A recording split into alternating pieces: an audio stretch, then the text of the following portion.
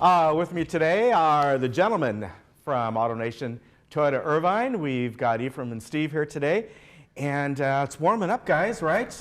It is. It is heating up. I hope everybody out there is staying cool. Yes. All right. And you know, that kind of pertains to what we're talking about today, because this time of the year, people like to get out, go places, go on vacations, whatever it might be, and making sure your vehicle is in good order. It doesn't matter if your vehicle is 6 months old or 6, 7 years old.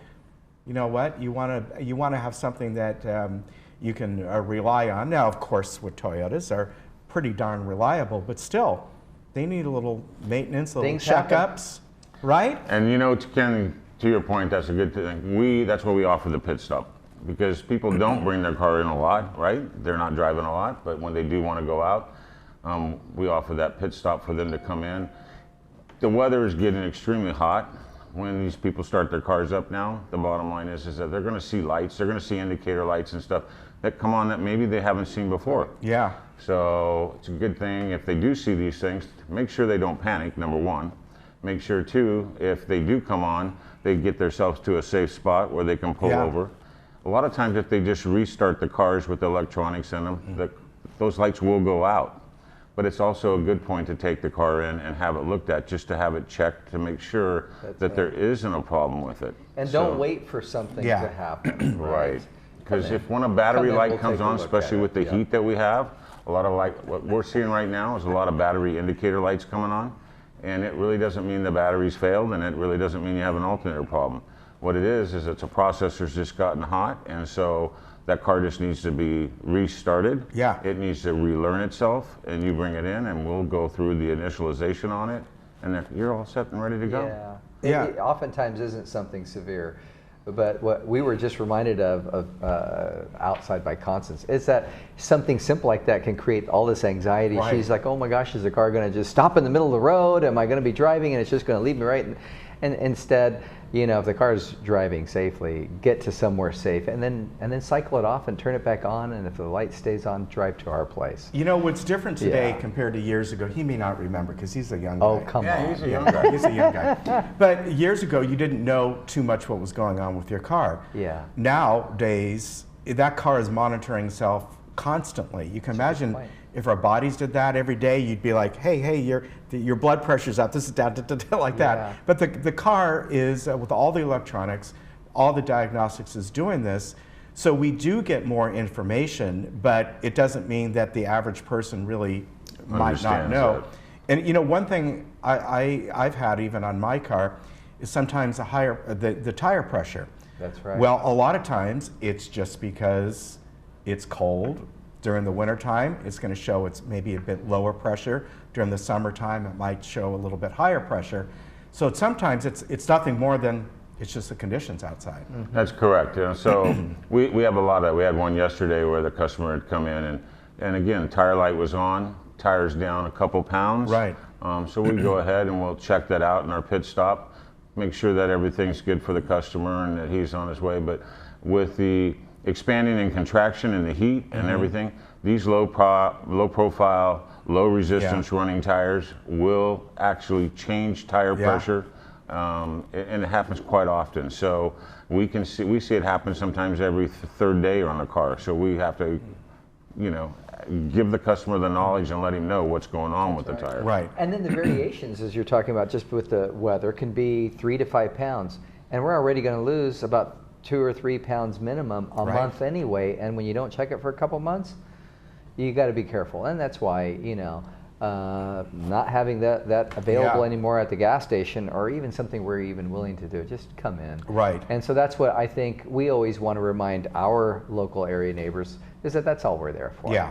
Come in and get some help. That's it. And you know, another thing I want to say, and this goes to more of, well, you can help out with this, but you know, your sales staff and all. Yeah. When somebody purchases or leases a new Toyota, you know, nowadays, again, compared to years ago, you're going to sit down with them and go through, or you know, a member of your staff, and go through everything. And if somebody doesn't understand something, all the electronics, you know, sometimes there's a little screen where the gauges are, and there could be 10 screens there that show you different That's things, true. and you're like, what am I looking at? How come when I touch this button that changes and things? And So when they do purchase the car, we go through the car and they do the complete walkthrough. Yeah. But the customer's excited. He's got a brand new car. It's information overload. Oh, You're looking yes. at a complete computer. Yeah. I mean, if you look at the CRTs and these new Priuses, they're this big. Oh, it's a computer. Yeah. And when you first hit the power button, they go through all their segments and they do all these things, and you're watching. It's like watching TV. And all of a sudden, it's like it's programming the car to do exactly what it should do. And you forget all that. You change your phone, you have to come in. It has to be paired to your Bluetooth. A lot of people Right. don't know how to do those things. Right. And so they lose their contacts, whatever the case may be. That's what we're there for. Yeah. So we can do that real quick on the service. You know what I love? Well, I'm not saying I really love it. Is every car is like this nowadays. You first turn it on and there's the lawyer speak. Do not do this while you're driving. You know what I'm talking about? Yeah. And you're going, That's just get to the radio, please. Right. But they have to do that, right? Right. Don't stare at this while you're driving. Yeah, exactly. Yeah. But it's a very good point nowadays compared to before. And you're excited. I don't read manuals. Who does? That's right. And so Most men don't. Well, so one of the things we always ask is that, hey, let's have that second or third delivery. Come back, a week or Right. two later when you really get the questions or something. Nowadays, gosh, even on the way here, everyone seems to be staring at their phone when they're driving. Yeah. It's so scary. And so when he just mentions come in when you get a new phone, or even when the phone just simply doesn't have that connectivity Right. any longer, come in because Right. I mean, we shouldn't be looking at our phone, and No. it's terrible. It's something everyone does. So that's why it's important that everything is working the way it's supposed to on the cars. Yeah, and if Yeah. you've got, whenever you hear that sound, it's a pit stop time. That's right. That's exactly right. That's what that is. What's that? Whenever you hear a bell, a new angel gets its wings. That's right. There you go. Did you just get your One of my wings? favorite I just movies. did. I hope so. Hey, quickly, I love that. That's amazing. someone gets a new car. Again, years ago, you got that what was called break-in oil and all that kind of Right. stuff. Is that still even a thing now today? Is it where It's not a thing. it's not? Do 'Cause we most use use synthetic oil? Yeah. Most cars all now Yeah. are 020. Okay. And some cars now, the newer ones, are even going to 016. So there is no 016 is almost like water. Wow. So there is absolutely no break-in. Low resistance rings, so no carbon. Completely different design internally inside the combustion chamber. Yeah. So yeah, And it's true that the manufacturer says that oil in there is good for 10,000 miles. And although that's true, I'm not Yeah. one that likes my same oil, Right. especially new, to sit in there that long. That's not me. But remember, it's also about time. Yes, So it's yeah. 10,000 miles or 6 months, whichever comes Right. first. Something needs to be done in your car, and that's where we're. So you remember we're talking about oil guys when you and I first got into this, right? It was 3,000 miles. Yeah, When oh, Bob sure, was that's back. why I asked that. And then it went to 5, and everybody was kind of like Yeah. 5,000 miles. Right. And then it went to 7,500, and now it's 10. Right. So in 10,000 miles, I mean, you can drive that car a lot of miles Yeah. before you do change that oil. It's always a good idea. And again, is why we offer the pit stop. Right. Because cars will consume oil. They still do. They will. Yeah. With it, especially being 016, 020, very thin oil base, the bottom line, even though it's synthetic, they will consume oil. So it's a great idea to get that car and have those fluids checked. Yeah, it's not like, I remember, you used to have break-in oil because you probably remember there might be little deposits that are, it's first going through the engine and then you want to, I remember back then, it was just like sometimes they go after 1,000 miles or something, we changed that So oil. you're really out. dating yourself because you're talking cast iron motors, and now we're all running aluminum blocks. So yeah, I get you. No such thing See, as he's cast going, iron. what? What are you No, talking no, about, no, guys? He Still knows. no. He's an old car guy. He knows. Ken, you mentioned something a minute ago, like, either when you come in, someone will help you. No, and this is why we are coming here today, and like we show up most weeks, is that I want them to come and ask for me. When someone comes in, I mean, I'm that point man. I'll guide you in whatever you might need, whether it's the sales or down into service or whatever it might be. Ask for Steve. I'd ask you to ask for me because I have way more time than he does. No, Steve is he's just so involved with everything, including all the technicians in the shop. And not just that, but I enjoy the conversation of just connecting with someone and just everyone's got a story to tell, and that's what I want to hear. And that's a kinda place you want to be at.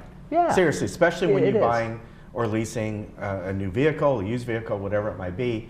That's important to people. They want to feel, no matter what it is, they of course want to be happy with what they Yeah. get.